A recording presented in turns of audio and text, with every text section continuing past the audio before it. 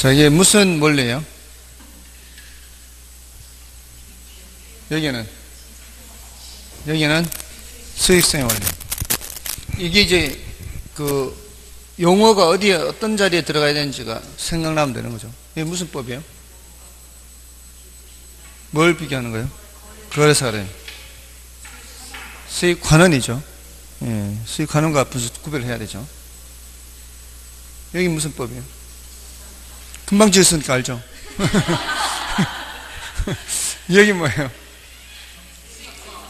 수익분석법. 여기는, 여기 밑에는, 여기는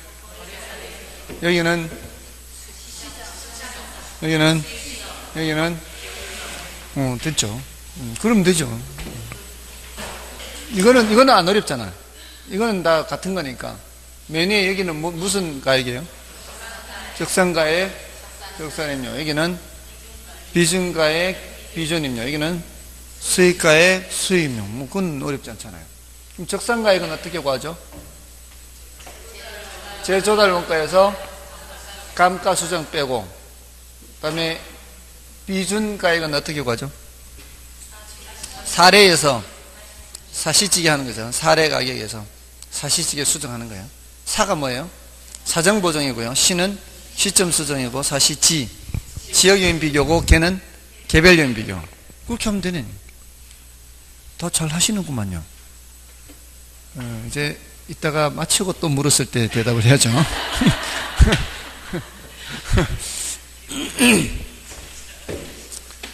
자, 제일 먼저 이제 적산가액 계산하는 거예요. 자, 이거는 이제 재조달 원가에서 뭐를 빼는 거예요?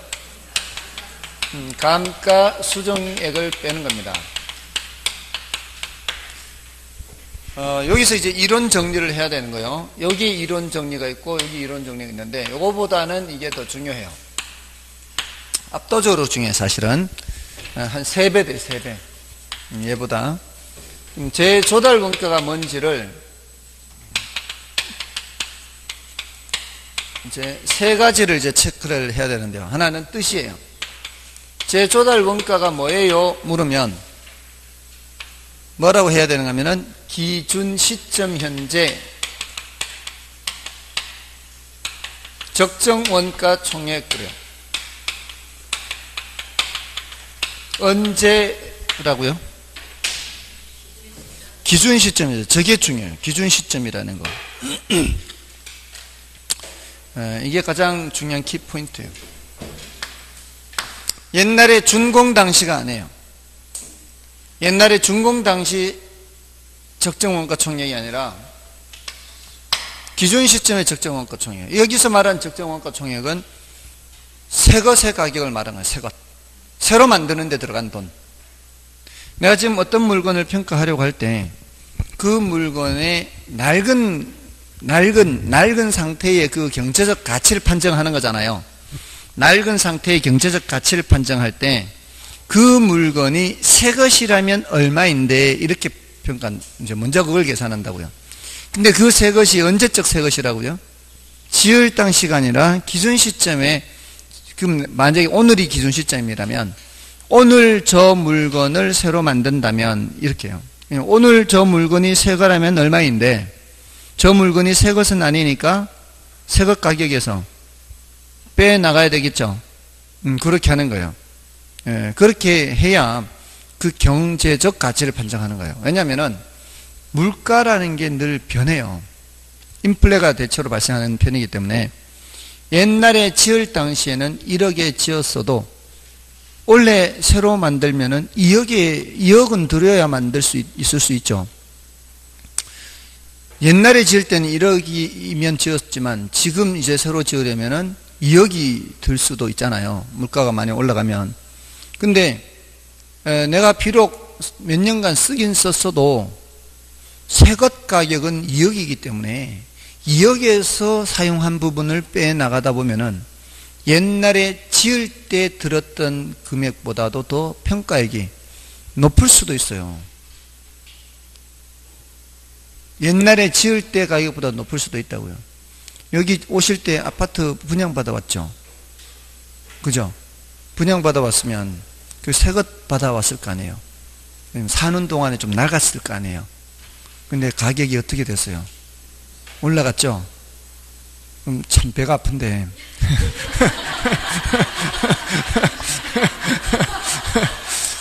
낡았는데 가격은 올라갔다고요. 그러면 그것을 지금 시점에 새로 그 집 사려면은 옛날에 저거보다는 더 비싸게 줘야 되고 지금 낡은 거보다는 더 줘야 새 것을 사야 될 가능성이 많아요. 그렇잖아요. 예, 낡은 것보다는 새 것 사는 가격이 더 비싸다고요. 예, 시가로 봤을 때, 분양가 규제하는 거 말고 시가로 봤을 때 새 것 가격은 분명히 낡은 것보다는 더 비쌀 거다 이 말이에요. 근데 옛날에 내가 살 때보다는 가격은 더 올라가는 거죠. 낡았지만 그만큼 시장 가치가 계속 올라가고 있다 이 뜻이에요. 경제적 가치를 판단하는 건 그런 시장 가치를 판단하는 거예요. 아시겠죠? 예, 그래서 옛날에 지을 때 들어간 돈은 중요한 것이 아니에요. 내가 이거 얼마 주고 샀는지는 중요한 게 아니에요. 경제적 가치, 그 시점에 새 것 가격은 얼마인데 낡은 만큼 빼나가는 거예요. 그래서 언제적 가격을 구하는 게 중요하다고요. 기준 시점 현재 새 것 가격을 구하는 게 중요하다고요. 그래서 제조달 원가는 기준 시점에 새 것 가격. 그 다음에 산정 방법이에요. 산정 방법. 자, 이 산정 방법은 도급 방식 기준 해서요. 도급 방식 기준. 자, 이게 어떤 의미인지를 알아야 돼요. 지금 여기 원가라는 말을 붙이고는 있는데 이 원가라는 말이요. 우리가 일상적으로 생각하는 그런 원가가 아니에요. 보통 우리가 일상적으로 말할 때 원가는 재료비나 뭐 이런 것만 생각을 해요. 근데 여기서 말하는 원가는 이 물건을 사용할 때까지 들어간 모든 돈에 거기에다가 건축업자의 이윤까지 고려해야 돼요. 자, 이건 이제 왜 그렇게 얘기하는가 하면은 자가건설의 경우에 있어요. 자가건설. 건축업자가 자기가 사용하기 위해서 지은 건물이 있어요. 그 건물을 평가하려고 자료 좀 줘보세요 하니까 건축업자가 자기가 옛날에 지을 때 들어간 이제 공사비 내역서를 주는 거예요. 누가 사용하기 위해서 지은 거예요? 그 건축업자가 자기가 사용하기 위해서 지은 그 건물의 공사비 내역을 주는 거예요. 그 공사비 내역에 이윤이 들어가 있겠어요? 안 들어가 있겠어요? 그 자기가 지을 때는 그 이윤이 안 들어가 있겠지. 근데 평가를 할 때는 뭐를 감안해서 평가해야 된다고요? 이윤을 고려해서 평가해야 돼요. 왜냐하면 이건 시장에서의 객관적 경제적 가치를 판정을 해야 되기 때문에 그 이윤을 고려해야 된다 이 말이에요. 자가건설의 경우라도 자가건설이라도 뭐를 고려해야 된다고요? 이윤을 고려해. 이윤 고려. 자, 그래서 재조달 원가를 계산할 때 재조달 원가는 그 표준적 건설비하고 표준적 건설비에 부대 비용을 다는데 여기에 표준적 건설비 안에 직접 공사비, 간접 공사비 말고도 뭐가 있다고요? 수급인의 적정 이윤이 있어요. 이윤. 건축업자 이윤이 포함되어 있어야 된다 이 소리예요. 자, 이게 두 번째요. 첫 번째 뜻은 기준 시점 현재 새것 가격이다. 기준 시점 현재 새것 가격이다. 건축 준공 당시 그때 당시가 아니에요. 산정 방법은 도급 방식 기준이다. 뭐를 고려해야 된다? 이윤을 고려해야 된다. 그 다음에 종류에 여기에 조금 어려울 수 있어요. 복제 원가와 대체 원가. 복제 원가와 대체 원가가 있어요.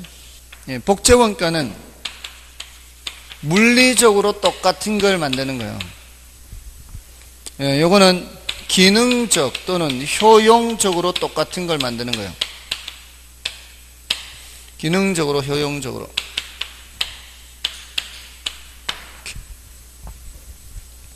자, 이게 이제 어떤 차이가 있는가 하면은 물리적으로 똑같은 걸 만들잖아요. 지난번에 말씀드린 적이 있는지 모르겠는데 제가 출강하는 학원 중에 어떤 학원은 층고가 높아요. 3.5m 이상 되는 것 같아요. 2.5m만 돼도 학원으로 사용하는 데는 전혀 지장이 없어요. 그 그 상가에 입주해 있는 다른 임차인들도 마찬가지. 층고가 그렇게 높을 필요가 없어요. 제가 봤을 때는. 그럼 층고를 이 정도만 해도요, 이용하는데 지장이 없어요. 이 정도만 해도. 자, 복제 원가를 하면은 요렇게 만드는데 서로 들어간 돈 계산해야 되고요. 대체 원가를 계산할 때는 요렇게 만드는데 들어간 돈 계산하면 돼요. 이렇게 하나 이렇게 하나 이용하는 데는 지장이 없으니까, 기능적으로는 차이가 없으니까. 어떤 게 돈이 더 많이 들겠어요? 이게 돈이 더 많이 들겠죠. 예를 들어서 얘가 뭐 한 15억 들었다. 얘는 한 12억 든다. 돈은 뭐가 더 많이 들어요? 이게 더 많이 들지만 기능은 어때요? 똑같죠. 그러니까 돈이 많이 들어갔다고 가치가 높은 거는 아니라는 거예요. 그래서 복제 원가를 하면은 지금 이게 이렇게 계산이 되는 15억으로 계산되고, 대체 원가 하면은 12억으로 계산이 된단 말이에요. 자, 그러면 여기 복제 원가가 요 자리에 들어가면은 이 말이에요. 복제 원가가 여기에 들어가면은 15억이 들어간다면 15억이. 그러면 돈만 많이 들어갔지 제 기능을 다 못하는 3억도 포함되어 있는 거 아니에요. 그 기능적 감가는 어디서 빼줘야 돼요? 여기서 빼줘야 돼요. 다 기능을 못하니까. 근데 대체 원가가 이 자리에 들어가면 12억이 1이 들어가면 이미 제 기능 다 못하는 거를 이미 빼버린 상태죠. 그러니까 여기에서 기능적 감가를 하면 돼요, 안 돼요? 안 된다고요. 이미 대체 원가 계산할 때 뺀 상태니까. 됐나요? 기능적 감가를 이미 감안을 한 상태가 뭐예요? 대체 원가요. 이미 금액이 낮아진 상태예요. 그거를 여기에 사용할 때는 뒤에서 기능적 감가를 하면은 안 되는 거고, 복제 원가가 여기 들어갔을 때는 기능적 감가를 해야 되는 거죠. 자, 이거는 이제 기능적 감가만 놓고 봤을 때 얘기고, 물리적 감가나 경제적 감가는 다 해야 되겠죠. 그래서 감가 요인에 물기경 있는데, 요 놈이 들어가면은 물기경을 다 해야 된다고요. 물리적 감가, 기능적 감가, 경제적 감가 모두 고려해야 돼요. 모두 해야 되는데, 이쪽은 뭐는 빼고 한다고요. 기능적 감가는 빼고 물리적 감가와 경제적 감가만 한다고요. 됐나요? 그 차이예요. 그 차이. 그러니까 복제 원가를 사용하느냐 대체 원가를 사용하느냐에 따라서 기능적 감가를 고려해야 되느냐 말아야 되느냐. 이렇게 생각하면 되죠. 물리적으로 똑같이 만들어 놨기 때문에 할 수 있는 모든 감가는 다 해야 된다고요. 물리적으로 똑같이 만들어 놓은 거는.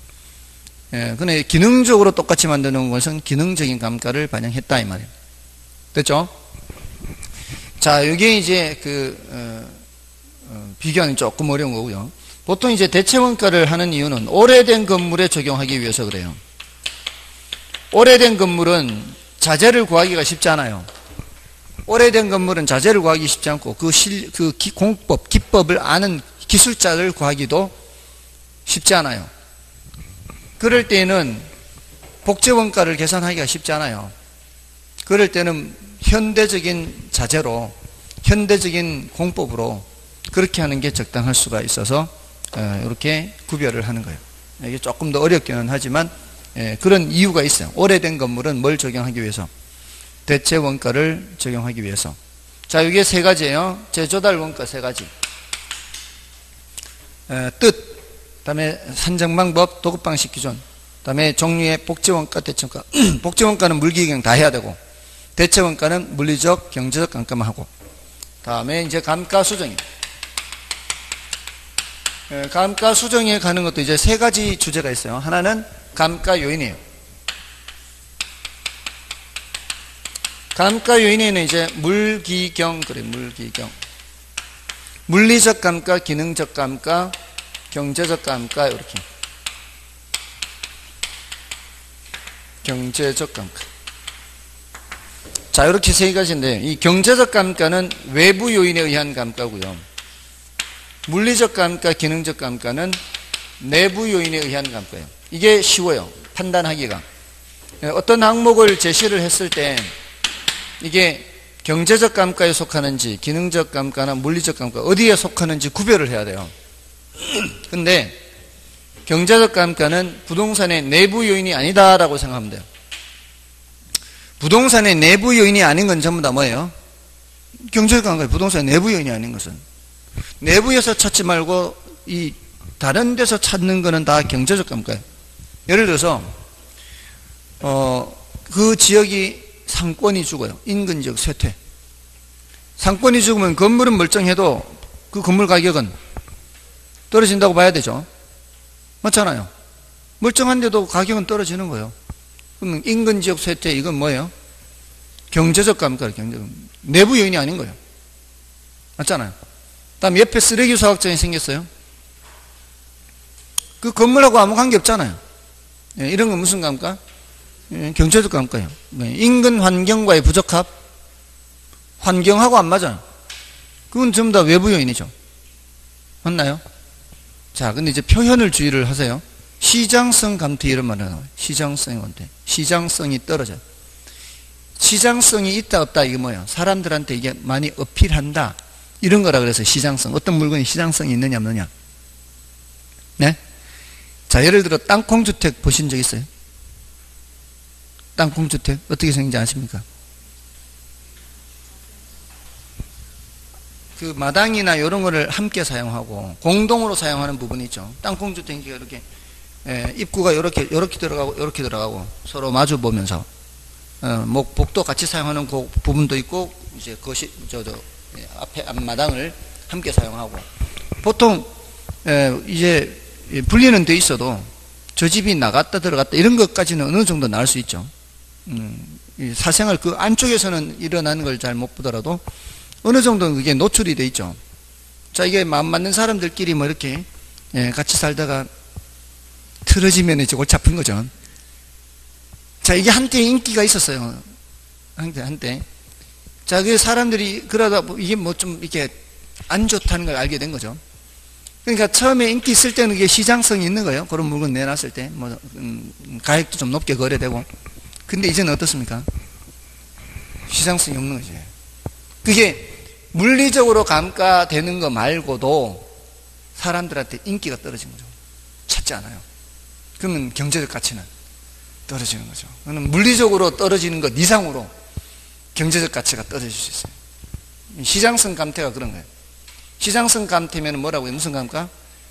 경제적 감가. 물리적으로 그렇게 많이 안 낡았어요. 안 낡아도 시장이 내놓으면 안 팔려 이게. 뭔 뜻인지 아시겠죠? 그런 게 무슨 감가라고요? 경제적 감가예요. 다음에 그 다음으로 이게 물리적 감가는 요거 다음으로 쉬워요. 이 둘 중에는 물리적 감가가 쉬워요. 물리적 감가는 파손되고 마모되고 이런 거니까 제일 쉬워요. 기능적 감가는 내부 요인에 의한 감가이면서 물리적 감가가 아닌 거는 전부 다 기능적 감가예요.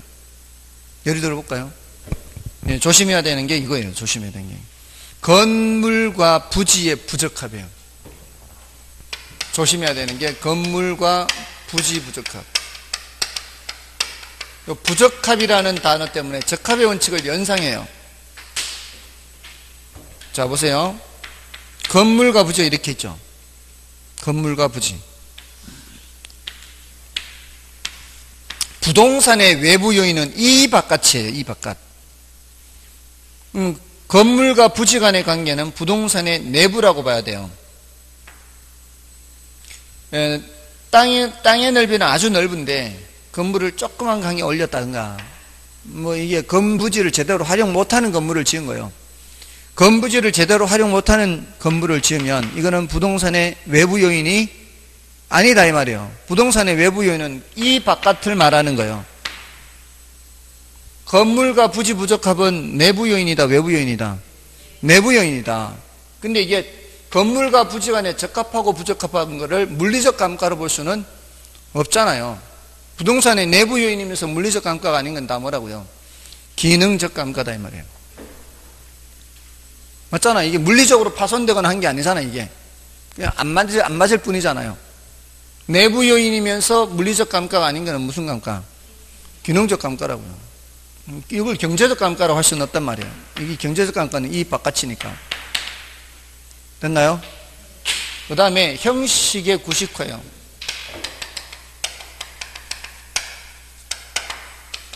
형식 구식화된 거는, 이거는 기능적 감가가 발생해요. 여기 오시기 전에 혹시 단독주택이나 이런 데 살아보신 적 있나요? 태어나면서 줄곧 아파트만 사셨나요? 나이가 좀 들면은 좀 여러 군데도 좀 살아본만 봄직한데, 계속 아파트에만 살았다는 건 이제 나이가 얼마 안 됐다는 얘기죠. 자, 예전에 기름 보일러 쓰신 기억 나십니까? 예전에 기름 보일러, 연탄 보일러도 써보셨죠? 그게 이제 기름 보일러가 서울 지역에 한창 이제 그 도시가스가 보급되기 전에 단독주택이 밀집되어 있는 이런 곳은 기름 보일러를 썼어요. 그죠? 그래서 이제 조그만 유조차가 돌아다니면서 이제 집집마다 기름 넣어줬잖아요. 근데 이게 이제 아파트 단지뿐만이 아니라 단독주택 지역도 이제 도시가스가 들어가기 시작했죠. 자, 이렇게 도시가스가 들어가는 지역에 기름 보일러를 새로 설치했어요. 새 것이니까 무슨 감가는 없어요. 새 것이니까 물리적 감가는 없죠. 근데 도시가스가 들어가는 지역에 이 기름 보일러는 이거는 이 구식을 설치한 거예요. 구식을. 뭔지 아시겠죠? 그런 거는 물리적으로 아무리 새 거라 해도 뭐예요? 무슨 감가가 발생하는 거예요? 기능적 감가가 발생하는 거예요. 근데 그게 도시가스가 안 들어가는 지역도 있단 말이에요. 도시가스가 안 들어가는 지역에는 당연히 기름 보일러가 들어가는 거지. 도시가스가 들어가는 지역에 이렇게 되면은 기름 보일러란 말이에요. 요즘 다들 스마트폰 쓰잖아요. 이럴 때 포장도 뜯지 않은 2G 핸드폰을 갖고 있으면 물리적 감가 있어요, 없어요? 물리적 감가 없다고요. 근데 무슨 감가는 있는 거예요? 기능적 감가 있다고요. 그런 식이다 이 말이에요. 됐나요? 형식이 구식인 거는 뭐라고요? 기능적 감가예요. 물론 2G폰도 쓴 사람도 지금 아직도 쓰는 사람이 있잖아요. 일부는 쓰고 있죠. 그런 사람들은 옛날부터 쓰는 거는 기능적 감가도 있고 물리적 감가도 있는 거죠. 조금 전에 땅콩주택 지은 지 한 5년 됐어요. 그럴 경우에 경제적 감가도 있고 물리적 감가도 있고 이렇게 되는 거지. 인기가 떨어져서 가격이 떨어진 부분도 있고, 그럼 이제 더 많이 떨어진 거죠. 경제적 감가가 없는 주택보다 경제적 감가가 있는 주택은 같은 5년을 지나도 가치가 더 떨어지는 거지. 거기에다 설계까지 잘못돼 있어. 설계, 이런 것까지 잘못돼 있으면 기능적 감가까지 발생하는 거죠. 설계가 불량하거나. 뭔지 아시겠죠? 과소설비, 과다설비, 이런 게 전부 다 기능적 감가예요. 됐죠? 이거 구별하면 되는 거예요. 자, 근데, 상대적으로 중요도는 조금은 낮은 편이고요. 그 다음에 이제 두 번째, 감가 수정과 감가 상각을 비교하는 거예요.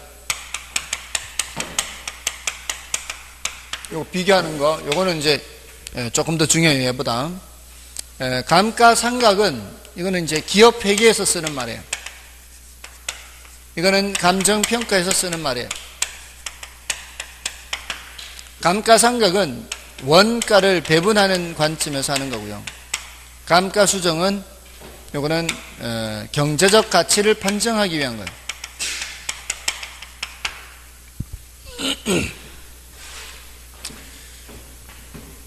이 감가상각은 이 원가를 배분한다는 건 이런 거죠. 이제 원금을 회수하는 관점이에요. 내가 공장 건물을 지었어요. 1억 들여서. 근데 이거 10년이면은 이제 공장 건물 이제 효용 가치가 없어져요.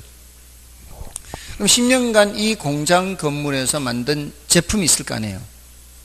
그럼 그 제품을 나는 결국 판매해서 공장 건물 짓는 데 들어간 돈을 회수해야 되는 거 아닌가요? 제품 판매해서 그걸 회수해야 될 거 아니에요. 그럼 제품 판매 가격 안에 공장 짓는 데 들어간 돈 원가도 포함시켜야 되지 않나요? 맞죠? 분명히 그 공장에서 만든 제품이 그 포함시켜야 돼. 근데 그거를 첫 번째 생산된 제품에다가 그 사는 사람한테 네가 공장값 1억 내라. 이렇게 하면 안 되잖아요. 어떻게 해야 돼? 이 10년간 생산되는 제품에다가 똑같이 이렇게 배분을 해야 판매가가 똑같을 거 아니에요. 누구한테는 더 비싸게 받고 누구한테는 덜 받고 할 수는 없잖아요. 그게 바로 뭐라고요? 원가 배분이에요. 원가 배분. 얼마를 배분해야 돼요? 1억을 배분해. 1억을 배분하면은 10년이면은 1년에 얼마씩? 1,000만 원씩. 그 1년에 1,000만 원씩 배분, 이런 식으로 이제 생각하자 이 말이에요. 그렇게 하면은 1년에 1,000만 원이면 1년간 제품 생산해서 판매해서 들어온 돈이 있으면 이제 얼마 회수한 거예요? 1,000만 원은 회수했죠.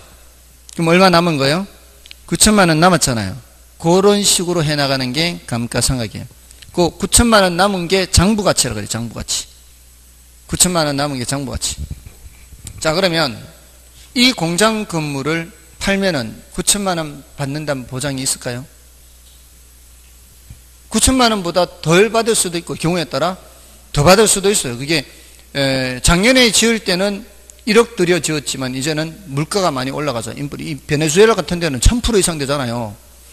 1년에 10배 이상 돼요. 10배 이상. 그러면 1년 전에 1억 들여 지은 건물을 이제 10억은 돼야 지을 수 있다 이 뜻이에요.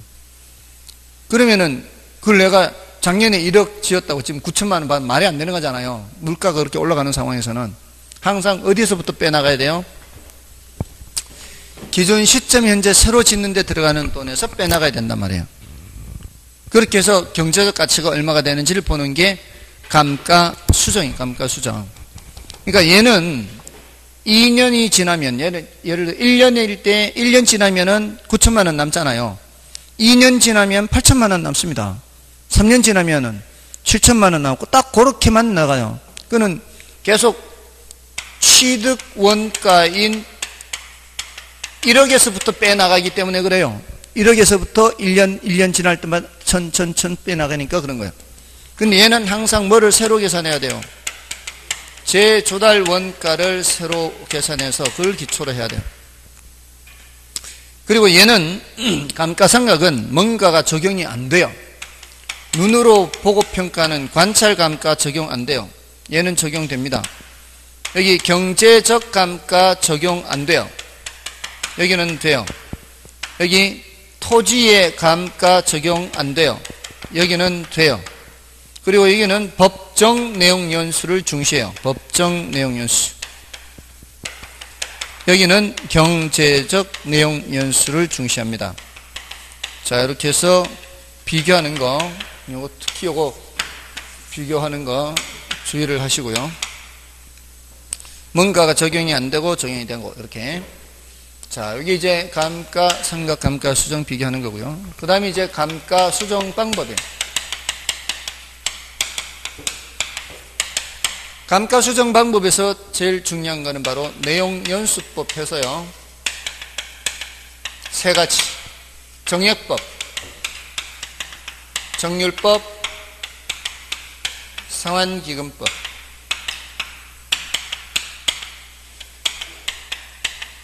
이렇게.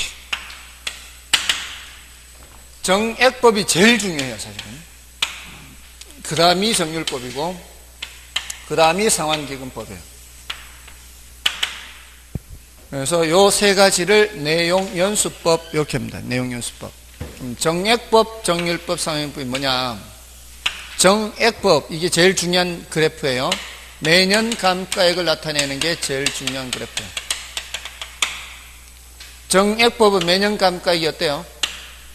일정해요. 이게 정액법입니다. 정률법은 매년 감가액이 점점 줄어들어요. 초기에 누가 많이 감가된다는 얘기예요? 초기에 정율법이 많이 감가된다는 얘기죠. 자, 그래서 이거를 도표로 나타내면 이렇게 돼요. 자, 이렇게 똑같은 건물이 있다 해도요, 정액법은 내용연수 만료 시 10% 남는 게 있다고 치고요. 이것도 10% 남는 게 있다고 칠 때 이게 내용연수가 모두 10년짜리 건물이라고 생각해 볼게요. 10년. 그럼 10년 동안 얼마만큼 떨어진다는 얘기예요? 10년 동안 90% 떨어진다는 얘기거든요. 10년 동안 90% 떨어지는데, 여기도 10년 동안 90% 떨어지는데, 여기는 정액법이라 하고 여기는 정율법이라 해볼게요. 10년간 90% 떨어지면은 1년에 몇 프로씩 떨어져야 돼요? 1년에 9%씩 떨어져야 될 거 아니에요. 이게 몇 번 내려가면은 다 내려가는 거예요? 10번 내려가면 다 되는 거죠. 9%씩 맞나요? 여기까지 가면은 모두 얼마 내려가는 거예요? 90% 내려갈 거 아니에요? 10년간. 이게 무슨 법? 정액법이에요. 일정한 금액으로. 이제 제가 나타낸 건 퍼센트로 나타냈지만, 이게 1억을 기준으로 하자면, 1억을 기준으로 하면 이게 900만 원 해서 여기까지 900만 원 하면은 이제 마지막 끝나면은 1000만 원이 남는 거죠. 됐나요? 매년 금액이 어떻다고요? 똑같아요. 그게 정액법이에요. 근데 정율법은 매년 감가율이 일정한 거예요. 근데 그 율은 이렇게 계산해요. 이런 경우에 1 빼기 10제곱근 루트 0.1 해야 돼요. 약 0.2가 나와요. 이 0.1은 이거 마지막에 남는 거. 예, 그렇게 하면 약 0.2가 나와요. 그 0.2가 나온다는 얘기는 뭔 소린가 하면은 1년에 20%씩 떨어진다는 얘기예요. 그 1년에 20%가 첫 해는 이 전체에서 20%예요. 이 전체에서 20%니까 그냥 20% 이게 이만큼 떨어지는 20%. 그럼 이제 얼마 남았어요? 80% 남았잖아요. 두 번째 연도에는 남은 80%에서 다시 20%예요. 예를 들어 첫 해 1억이잖아요. 1억. 1억이면은 첫 해 얼마 떨어진다고요? 1억에 20%면 2천만. 그럼 8천만 원 남는 거예요. 그럼 두 번째 연도는 남은 8천만 원에서 20%. 그럼 1600만 원 되죠. 그 1600만 원 이 전체 1억으로 보자면은 16%가 되는 거죠. 됐나요? 지금 이게 금액으로 나타내면은 2천만 원, 1600만 원 이렇게 되는 게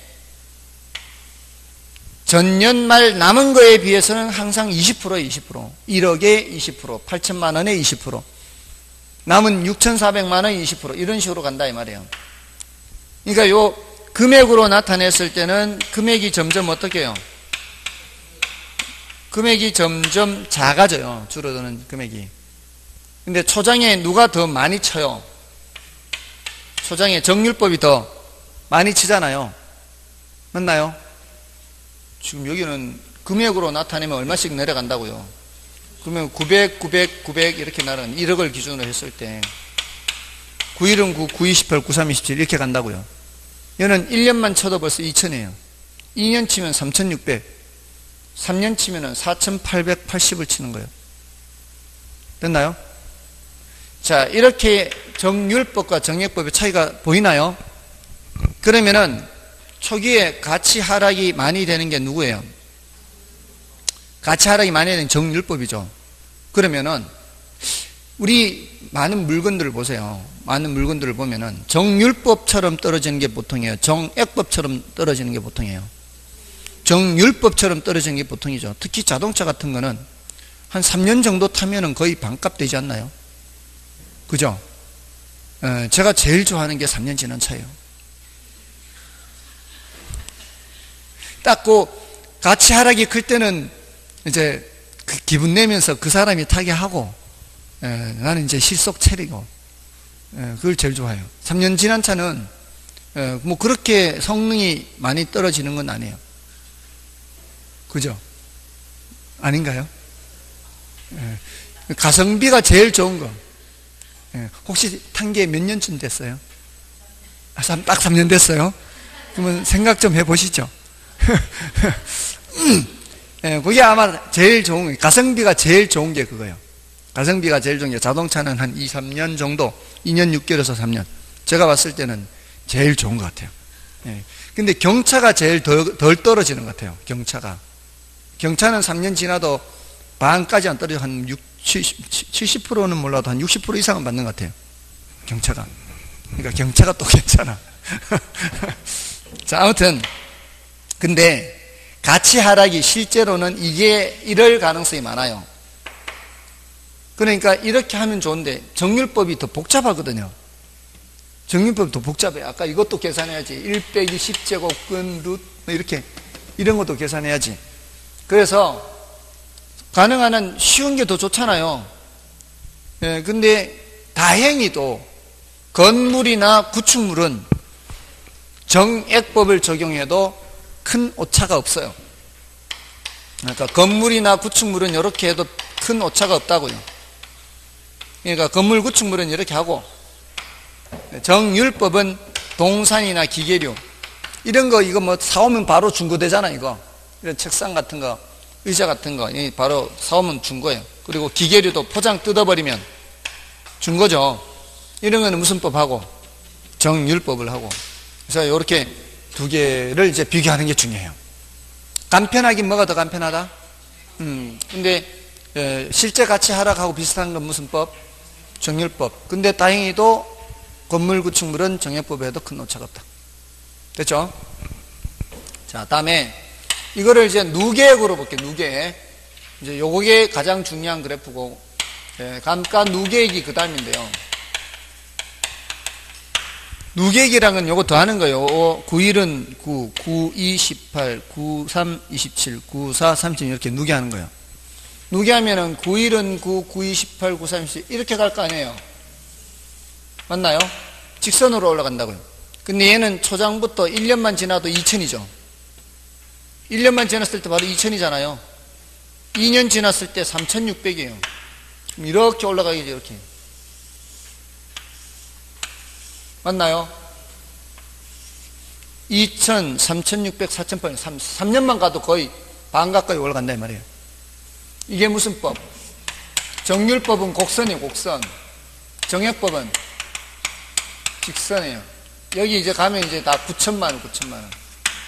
맨 끝에는 다 하면 다 몇이에요? 이게 금액으로 나타내면은 9천만원, 9천만원 이렇게 되는 거예요. 자, 근데 얘는 9천만원, 9천만원 된다는 게 이거 다 더하는 거잖아요. 더할 때 이자가 붙어요, 안 붙어요? 이자 안 붙고 다 더하는 거예요. 근데 상환기금법은 이 말이에요. 이자를 붙여요. 이자를 붙여서 10년 후에 9천이 되도록 매년 감가액이 얼마면 될까요? 요거 계산하는 거예요. 그러니까 900 해서 10번이면 9천이잖아요. 900 해서. 근데 요거는 이자가 안 붙어도 9천이 되는데 이자가 붙으면은 900보다는 금액이 적어도 되겠죠. 금액이 적어도 이자가 붙으니까 9천만 원이 될 거예요. 그 적은 금액이 바로 상환기금법의 매년 감가액이에요. 상환기금법의 매년 감가액은 정액법보다는 작죠. 그 이유가 뭐 때문에? 이자 때문에. 그래서 얘는 이자를 고려한다는 가장 큰 특징이 있어요. 그 여러 가지 감가 수정 방법 중에서 이자 고려하는 거는 얘밖에 없어요. 그럼 예를 들어서 얘가 매년 감가액이 800이라고 쳐보세요. 800. 매년 감가액이 800 가면은 이 누계액은 어떻게 되겠어요? 8일은 8, 8이 16 이렇게 되겠죠. 다 합산하면은 8천이에요. 끝에 가면 8천. 요 차이만큼은 뭐가 붙어서 그런 거예요? 이자 때문에. 자, 그러면 누계액이 제일 큰 게 누구예요? 정율법이에요. 자, 그럼 누계액이, 감가 누계액이 제일 크다는 얘기는 평가액은 제일 적다는 얘기예요. 평가액은 제일 적다. 그럼 평가액이 제일 높은 게 누구예요? 평가액이 제일 높은 거는 상환기금법. 제일 누계액이 적으니까, 제일 밑에 있으니까. 감가를 제일 적게 한다 이 말이에요. 감가 누계액이니까. 감가가 제일 적게 된다는 얘기는 평가액은 제일 크다 이 말이에요. 그래서 상환기금법의 단점에 과대평가의 우려가 있어요. 우리 시험에는 안 나왔는데 감정평가사 시험에 나왔어요. 조금 이제 난이도가 높은 거예요. 상환기금법은 어떤 문제가 있다? 과대평가에 문제가 있어요. 제일 적게 감가하는 만큼 평가액은 제일 높게 나오니까 이자까지 고려해서 해버리니까. 자, 그게 이제 상환기금법이에요. 그래서 정액법, 정률법, 상환기금법, 자 이렇게 해서 162쪽하고 163쪽 그 중간까지가 중요하고요. 지금 정액법, 정률법, 상환기금법 한 거예요. 특히 그 162쪽과 163쪽의 상단이고 정액법, 정률법 특히 비교하는 도표나 그래프를 함께 좀 봐주시고요. 다음에 그 외에 163쪽에 리을부터 뭐가 있어요? 관찰감가법 등 다른 방법이 있거든요. 관찰감가법도 있고 분해법도 있고 시장추출법도 있고 임대료 손실환원법도 있죠. 자, 요거는 타이틀만 알아도 뭐 큰 문제는 없어요. 관찰감가 아까 눈으로 보는 거라 그랬잖아요. 요거 여기 눈으로 보는 거 감가수정 가능하다 그랬잖아요. 관찰감가 인정되고 여기 그 외에 뭐 분해법도 있고 또 임대료 손실환원법도 있고 시장 추출법도 있다. 뭐 이렇게 여러 가지 방법이 있다는 거예요. 다음에 이제 164쪽에 그 표로도 정리가 돼 있죠. 도표. 그 이제 표로 정리된 거는 여러분이 봐주시고요. 자, 그 165쪽에 적산법이 있죠. 자, 그 적산법을 이제 딱 한번 말씀을 드립니다. 지금까지 적산법은 요거 공식만 말씀을 드렸었는데요. 재조달 원가에 체크해야 되는 거 세 가지입니다.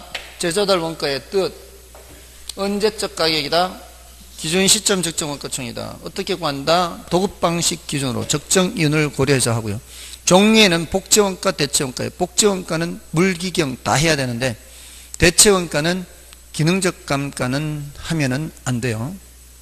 그 세 가지. 감가 수정에서는 감가 요인, 물리적 감가, 기능적 감가, 경제적 감가를 구분해야 되고요. 감가 수정과 감가상각, 감정평가에서는 감가 수정이라고 하죠. 기업회계에서는 감가상각.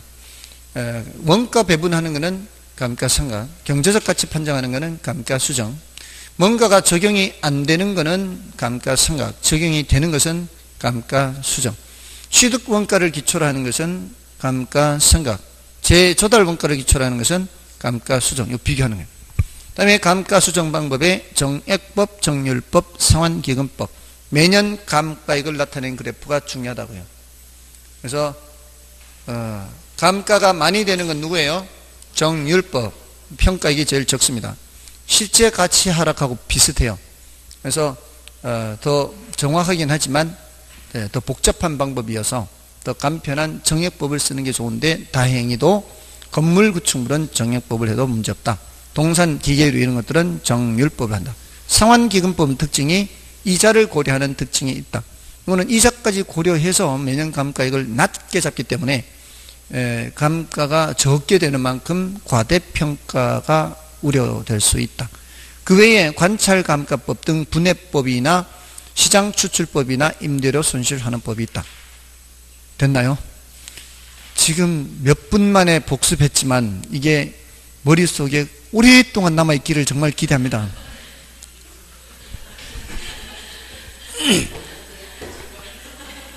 사실 금방 복습 다 했잖아요. 사실은 쭉 가장 핵심되는 내용만 지금 체크를 한 거예요. 다음에 적산임료요. 기초가액 곱하기 기대이율 더하기 필요재경비. 혹시 나중에라도 동영상을 보실 때 방금 복습한 그 짤막한 한 1, 2분 그것만 따로 이렇게 추출해서 이렇게 mp3로 이렇게 듣는 방법도 있어요. 그렇게 하면 되죠. 그렇게 하는 사람들도 있더라고요. 아니 그게 어려운 건 아닌 것 같아요. 보니까 그 그 동영상 다시 복습하다가 그것만 따로 이렇게 프로그램이 있나 봐요. 그런 프로그램이 그것만 딱 따로 해서 배워 좀. 자, 이제 적산임료. 자, 요거는 이제 어떤 관점에서 보는가 하면 이제 한 번만 설명을 드렸는데요. 이해를 해 두시면 돼요. 이제 기초가액이 이제 내가 갖고 있는 돈이 1억이 있어요. 내가 이 돈 1억을 은행에 넣어 놓으면 2%는 받을 수 있대요.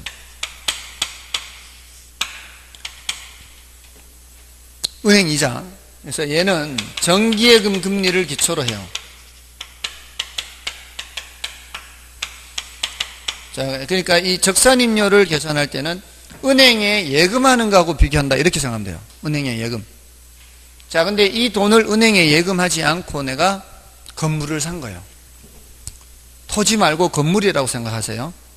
토지 주인한테 토지 사용 대가는 다 준다고 생각하고 이 건물을 사서 임대료 수입을 얻어서 건물 사용 대가 주고 이것저것 경비 떼고 내가 최종적으로 손에 얼마는 잡아야 되는가 하면은 200은 잡아야 된다 이렇게 생각하시라고요.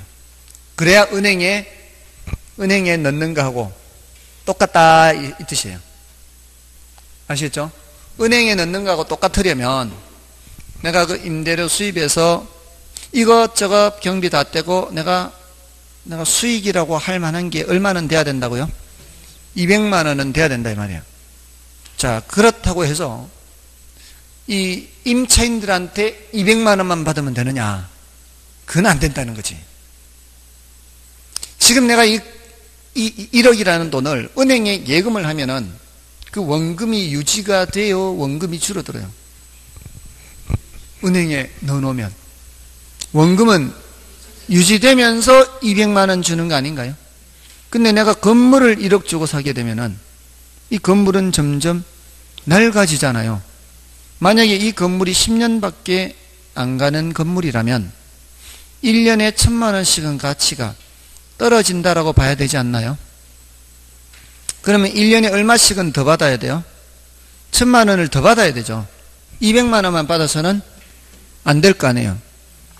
여기 필요 재경비가 필요한 모든 경비인데 거기에 뭐가 들어가는가 하면은 감가상각비, 건물 감가상각비가 들어가야 돼요.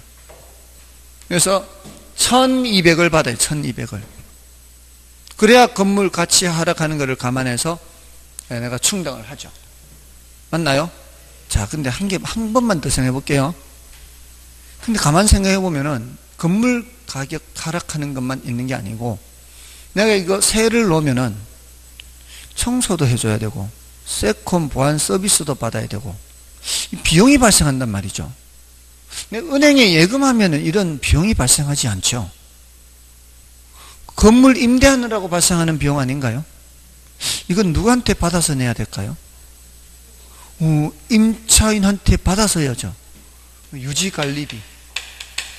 이거 누구한테 얹어 받아야 돼요? 임차인한테 얹어 받아야 되죠. 가만 생각해 보니까 또 한계가 더 있는 것 같아. 이거 예금하면은 내가 재산세가 없거든요. 건물 사면은 재산세를 내야 돼. 그 재산세는 누구한테 받아서 내야 될까요? 임차인한테 받아서 내야 되죠. 그리고 예금하면은 화재보험에 가입 안 해도 되는데 건물 갖고 있으면은 혹시나 불날지 모르니까 보험에 가입해야 돼. 그 손해보험료는 누구한테서 받아서 내야 될까요? 임차인한테 받아서 내야지. 근데 가만 생각해 보니까 지금 임차인들이 들어와 살고는 있는데 이 사람들이 지금까지 경험상 지금은 돈 잘 내고 있는데 한두 사람 못 내고 나가는 사람들이 있더라는 거죠. 그 못 내고 나가는 사람들 그거 못 받으면 그 못 받는다고 해서 비용 발생 안 하는 게 아니잖아요. 혹시나 모르니까 미리 좀 얹어 받아 놔야 되지 않나요? 결손준비금, 대손충당금을 미리 받아 놔야 돼. 요것 때문에 보증금 받는 거예요. 요것 때문에. 그러니까 보증금이 충분하면 이건 따로 생각할 필요는 없어요. 그러니까 보증금이 이 역할을 해요. 맞죠? 그래서 보증금이 요 역할을 하는 거예요. 근데 더 있어요, 또. 뭐가 또 있는가 하면 지금 임차인이 새 들어 살다가 나간 후에 그 날짜에 바로 들어오면은 괜찮은데 한 보름 정도, 한 달 정도 빌 때가 있다고요.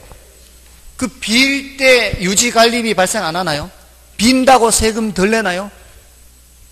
그 빈 기간 동안 돈이 안 들어오잖아요. 근데 그것만 생각해서 받아놨는데 실제로 비워버리면 이 돈에서 돈이 나와야 돼요. 그럼 빌 때를 대비해서 지금 들어와 사는 사람한테 더 받아놔야 돼. 맞죠? 안 되면은 나는 이거 안 하고 어디로 가면 돼요? 은행으로 가면 돼. 그러니까 공실 손실에 대한 것도 받아놔야 돼. 안 그러면 여기서 나와야 돼. 맞죠? 그 다음에 또 있어요. 마지막으로. 마지막에 이제 내가 이거 예금에 넣지 않고 이거 운영하는 바람에 늘 이런 비용이 지출이 되잖아요. 이런 비용이 지출이 될 걸 감안해서 내 통장에 잔액을 늘 어느 정도는 유지를 해야 돼. 그래야 수시로 돈이 나가니까.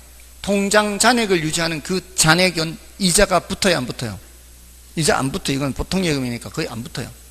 만약에 내가 이거를 건물을 안 사고 예금을 했다면은 이 통장 잔액을 유지할 필요가 없이 요것도 함께 예금할 수 있었잖아요. 근데 요거 하는 것 때문에 지금 이자 발생하지 않는 여기에 돈을 묶어놔야 되니까 요 이자는 누가 내야 돼요? 임차인이 내야지.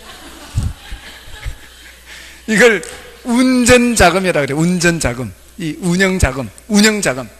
예, 운영자금 이자는 누가 내야 돼요? 이건 임차인들이 내야 된다고. 이거는 운전자금이에요. 운전자금. 예, 이거 알면은 절대로 임차인 하고 싶지 않죠. 근데 임대인 입장에서는 이거 못 받으면 어디로 가면 돼? 은행으로 가는 게 100번 낫지. 그러니까 이걸 우리가 내는 임대료에는 그게 다 들어있다 이 뜻이에요. 사실은 우리가 내는 임대료에는. 그래야 임대인 입장에서는 이걸 다 받아봤자 다시 나가는 거거든. 받아봤자 다시 나가니까 결국 임대인 주머니에는 요거밖에 안 남아요. 사실은 이게 순임료라는 거예요. 순임료. 됐나요? 자, 그래서 요거 기대이율입니다. 기대 수익률이 아니고 기대이율이요. 자, 이렇게 해서 임대를 구하는구나 라는 정도. 굳이 뭐 항목을 다 외울 필요는 없지만 꼭 필요한 은행에 예금한 거에 비해서 이렇게 필요한 거 말고도 이렇게 필요하구나를 생각하시면 돼요. 됐죠? 자, 요 정도입니다. 요 정도고요. 다음에 이제 비교 방식은 좀 쉬고 하도록 하겠습니다.